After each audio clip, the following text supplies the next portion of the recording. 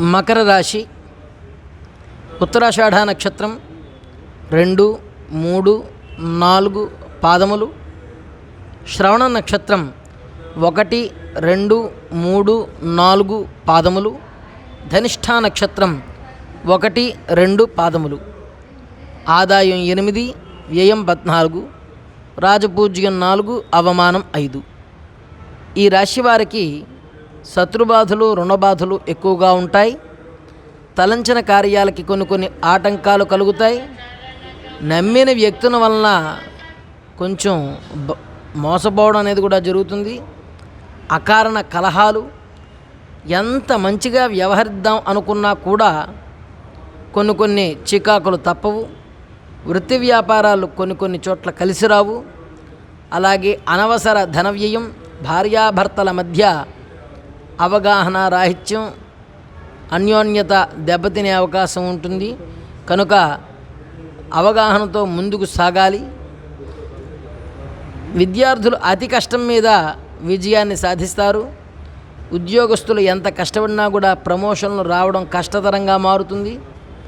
అలాగే వ్యవసాయదారులకు పక్క రైతుల కన్నా కూడా పంట దిగుబడి తక్కువగా వస్తుంది. పెట్టుబడులు ఎక్కువ అవుతాయి. రుణగ్రస్తులు అవుతారు. అప్పుల బాధ ఎక్కువ అవుతుంది. కనుక వాటి పట్ల జాగ్రత్త వహించాలి. వ్యాపారస్తులకి పోటీ ఎక్కువ అవుతుంది. అలాగే లాభం కోసం రేట్లను తగ్గించుకోవలసి కూడా వస్తుంది. సరుకులు నిల్వ చేయటం మంచిది కాదు.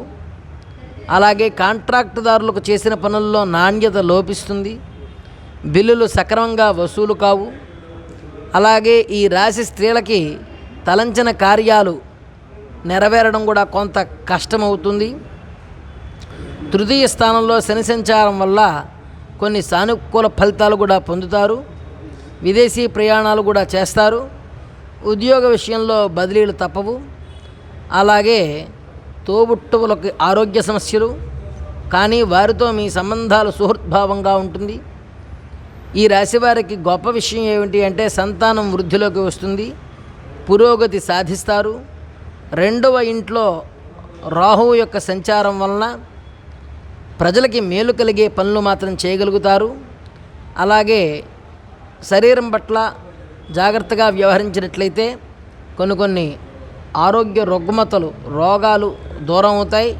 శారీరక సమస్యలు ఉండవు. ఆరోగ్యాన్ని శ్రద్ధగా చూసుకుంటారు.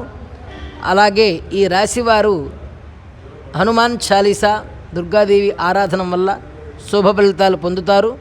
శుభం.